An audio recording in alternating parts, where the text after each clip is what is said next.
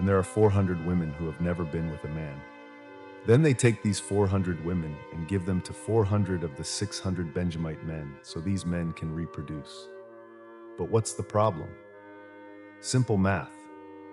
There were 600 Benjamite men who couldn't find wives because all the wives had been killed, and 400 of them now have a wife given to them from the clan of Jebesh Gilead. So the problem is that there are now 200 men from Benjamin who do not have wives, and that's why I said that one bad decision leads to another.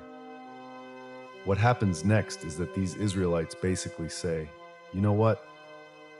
We all made a vow saying we could not give our daughters to any of the Benjamites, but it says nothing about if they are taken.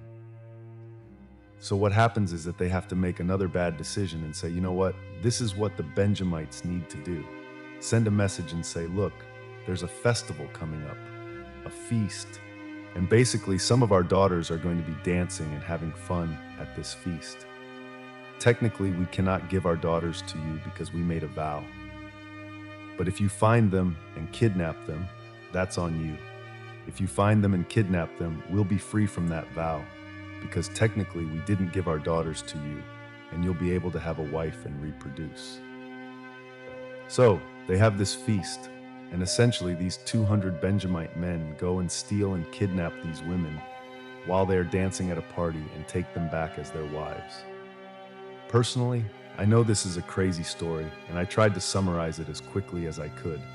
But the point is this: one bad decision often leads to another, and all kinds of bad decisions affect other people.